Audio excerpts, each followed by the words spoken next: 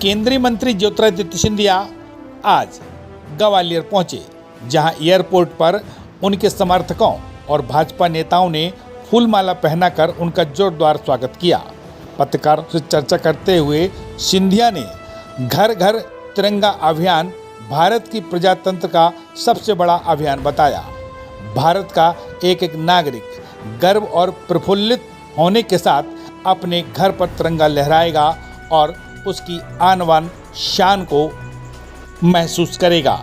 यह बात पत्रकारों से चर्चा करते हुए उन्होंने कहा कि एक एक नागरिक तन मन के साथ मेहनत कर रहा है और मेरे पोस्ट ऑफिस विभाग के 1,64,000 डाकघर पूरे देश में तिरंगा पहुंचाने का काम कर रहे हैं।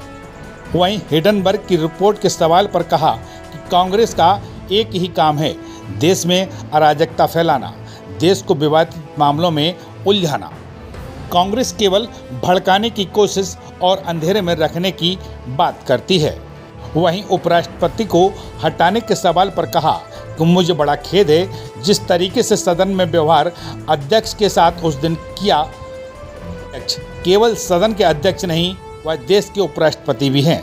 उनके साथ जो बदसलूकी की गई, मैं मानता हूं कि विपक्ष के एक एक व्यक्ति को उनसे माफी मांगना चाहिए। हर घर तिरंगा अभियान भारत के प्रजातंत्र का सबसे बड़ा अभियान है। भारत का एक एक नागरिक गर्व और प्रफुल्लता के साथ अपने घर पर तिरंगा लहराए और आप सबसे भी मैं निवेदन करना चाहता हूँ, भारत की आन बान और शान हमारा तिरंगा है और इस अभियान को घर घर तक पहुँचाने के लिए एक एक नागरिक तन मन के साथ मेहनत कर रहे हैं।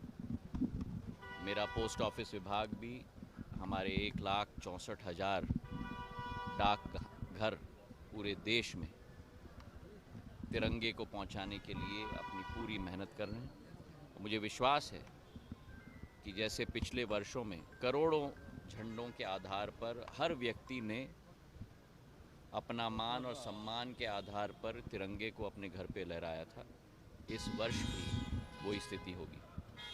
पिछले बार मैं जब आया था तो आगरा से ग्वालियर की एक्सप्रेसवे की सौगात में लेके आया था, जिसके लिए मैं प्रधानमंत्री जी को, गडकरी साहब को और मुख्यमंत्री जी को बहुत धन्यवाद देना चाहता हूं।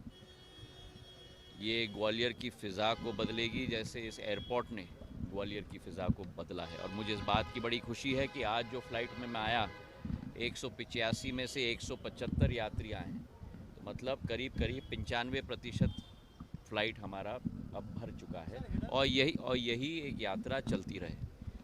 ग्वालियर को अब जो नींव ग्वालियर की बन गई है, एयरपोर्ट के साथ, रेलवे स्टेशन के साथ, एक्सप्रेसवे के साथ, अटल एक्सप्रेसवे के साथ, अस्पताल, 1000 बिस्तर के अस्पताल के साथ, मल्टी स्पेशलिटी अस्पताल के साथ, चंबल से पानी लाने की योजना के आधार पर, ISBT की योजना के आधार पर अब समय है ग्वालियर में लोगों को आकर्षित करने के लिए। और इसलिए मैं मुख्यमंत्री जी को धन्यवाद देना चाहता हूं कि 28 तारीख को जो मैंने मांग रखी थी कि ग्वालियर में इन्वेस्टमेंट समिट होनी चाहिए, वो इन्वेस्टमेंट समिट आयोजित किया जा रहा है। मैं भी कई लोगों से चर्चा कर रहा हूं, मुख्यमंत्री जी भी बंगलुरु गए हैं, मुंबई गए हैं लोगों को आकर्षित करने के लिए। और मुझे विश्वास है कि एक नया भव्य समिट हमारे उद्योगपतियों को आकर्षित करने के लिए ग्वालियर में आयोजित 28 तारीख को हम लोग साथ में मिलकर करेंगे। इसी के साथ सूचना प्रौद्योगिकी क्षेत्र में जो STPI मैंने यहाँ लगवाया था जब मैं केंद्र सूचना प्रौद्योगिकी मंत्री था 2007 और 9 में, वहाँ मैंने मांग रखी है कि एक सेंटर ऑफ एक्सीलेंस STPI की स्कीम के अंतर्गत जो है एक सेंटर ऑफ एक्सीलेंस इस STPI में लगाया जाए ग्वालियर के अंदर।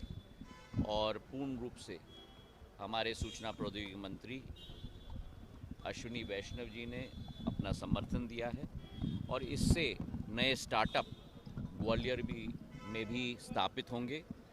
वित्तीय सहायता, प्लग एंड प्ले सिस्टम, वित्तीय सहायता 15 लाख, 25 लाख, 40 लाख तक इस योजना के तहत दी जाएगी और एक नई ऊर्जा स्टार्टअप्स के क्षेत्र में भी ग्वालियर में इसके आधार पे आएगी।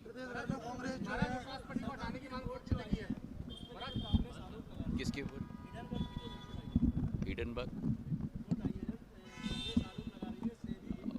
कांग्रेस का एक ही काम है, देश में अराजकता फैलाना, देश को विवादित मामलों में उलझाना। प्रधानमंत्री जी एक मशाल लेकर, भारतीय जनता पार्टी का एक एक कार्यकर्ता एक मशाल लेकर देश को विकास और प्रगति के मार्ग पर चला रहा है।